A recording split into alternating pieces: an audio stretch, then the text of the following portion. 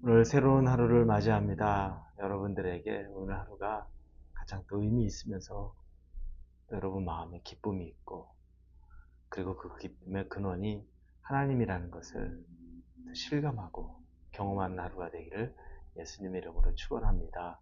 기도하겠습니다. 이 새벽에 말씀으로 하나님을 만나는 시간 주시니 감사합니다. 하나님을 말씀을 통해 만날 때 어디에서도 얻을 수 없는 힘을 얻고 능력을 얻고 하나님 안에서 담대함 안에 살아가기를 원합니다. 세상을 이리저리 돌아보면 유혹하는 것들, 나를 넘어뜨리는 것들, 하나님과 멀리하게 만드는 것들 투성이인데, 그러나 우리가 하나님 안에 거하면서 말씀 안에 거하면서 세상의 유혹을 이기고 성령이 우리에게 주시는 그 모든 기쁨들을 회복하게 하여 주옵소서. 예수님의 이름으로 기도합니다. 아멘. 하나님 우리에게 주시는 말씀은 누가복음입니다. 10장 46절에서 52절까지의 말씀을 같이 보겠습니다. 누가복음 10장입니다. 46절에서 52절입니다. 우리 같이 읽겠습니다. 그들이 여리고에 이르렀더니 예수께서 제자들과 허다한 무리와 함께 여리고에서 나가실 때 디메오의 아들인 맹인 거지 바 디메오가 길가에 앉았다가 나사렛 예수시란 말을 듣고 소리질러 이르되 다윗의 자손 예수여 나를 불쌍히 여기소서 하거늘 많은 사람이 꾸짖어 잠잠하라 하되 그가 더욱 크게 소리질러 이르되 다윗의 자손이여 나를 불쌍히 여기소서 하는지라. 예수께서 머물러 서서 그를 부르라 하시니 그들이 그 맹인을 부르며 이르되 안심하고 일어나라. 그가 너를 부르신다 하매 맹인이 겉옷을 내버리고 뛰어 일어나 예수께 나아오거늘 예수께서 말씀하여 이르시되 내게 무엇을 하여 주기를 원하느냐.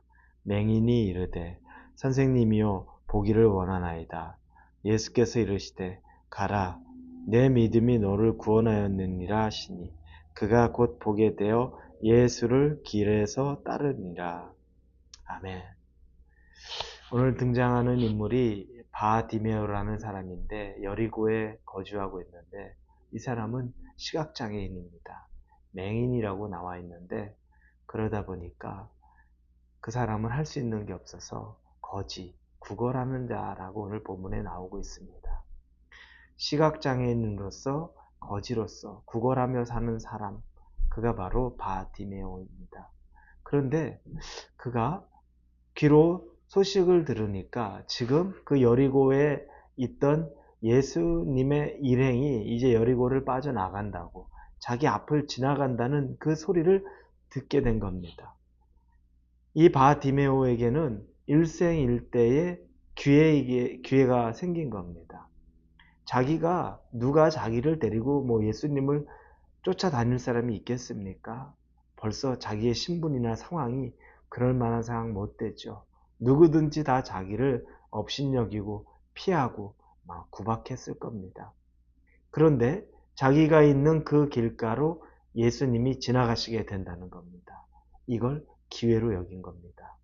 여러분, 우리에게 있어서 기회는 예수님을 만날 만한 때가 바로 기회입니다.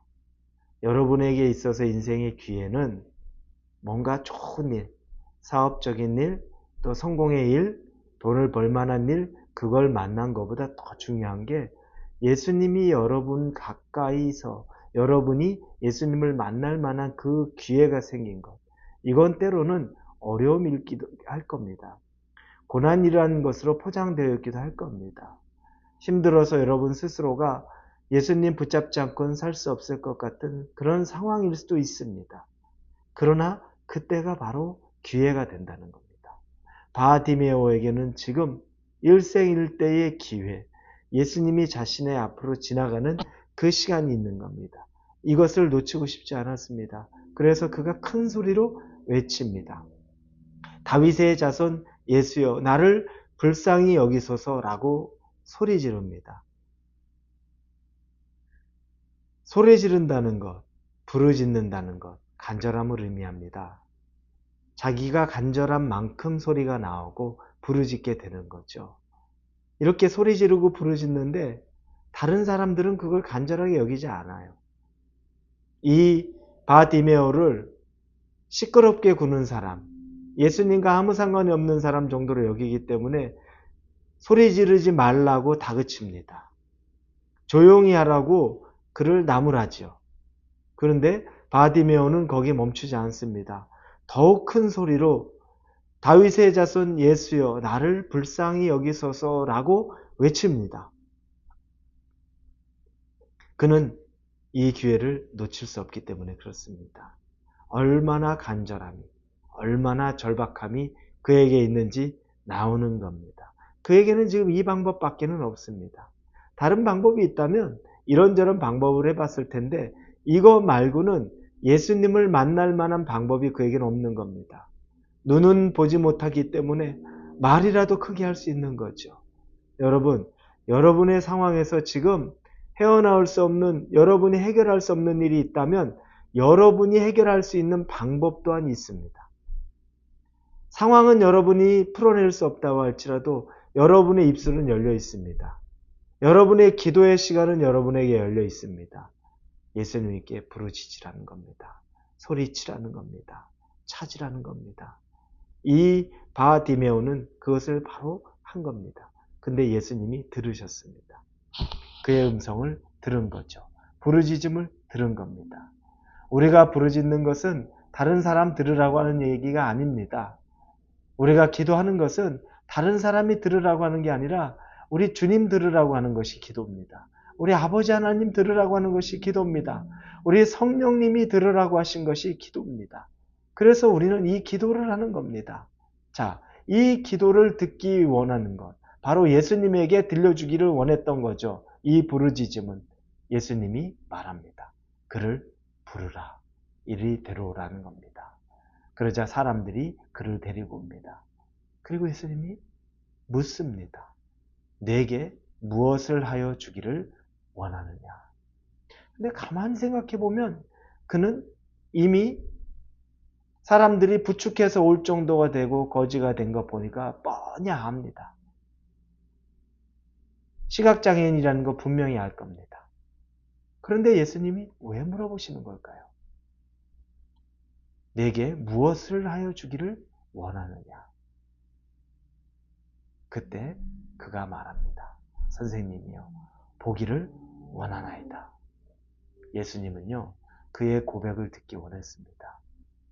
보기를 원한다. 이건 그의 인생에 지금까지 불가능 중에 불가능입니다.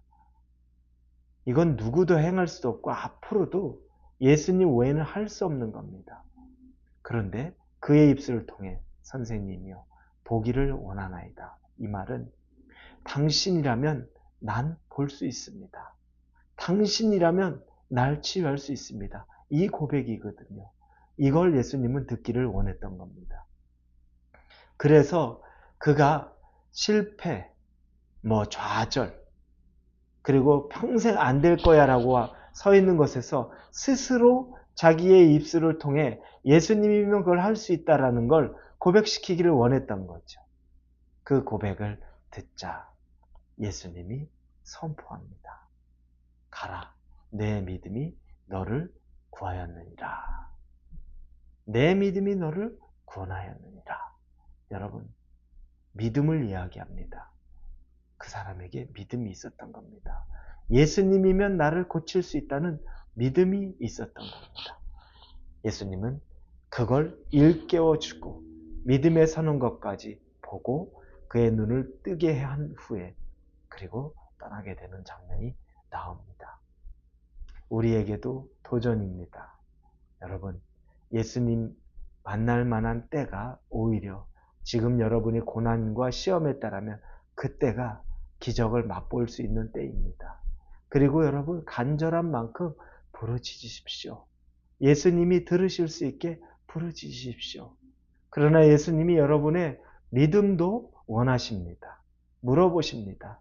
내가 너에게 무엇을 하여 주기를 원하느냐. 그때 여러분이 믿음으로 고백할 수 있어야 됩니다. 예수님이라면 나를 낫게 할 수 있습니다. 예수님이라면 나를 다시 회복시킬 수 있습니다. 이 고백이 여러분 입술을 통해 나올 수 있어야 합니다. 그러면 그때 비로소 예수님께서 가라, 내 믿음이 너를 구원하였느니라 라고 하는 예수님의 만족스러운 음성이 들릴 것이고 상황이 그렇게 열릴 것이라는 것을 여러분 오늘 믿음으로 고백하시고 이 선포의 삶을 오늘 살아갈 수 있기를 예수님 이름으로 축원합니다. 기도합니다. 예수님, 믿음이 필요합니다. 입술의 고백에 믿음이 담겨서 나오기를 원합니다. 불쌍히 여겨 주시옵소서. 예수님의 이름으로 기도합니다. 아멘.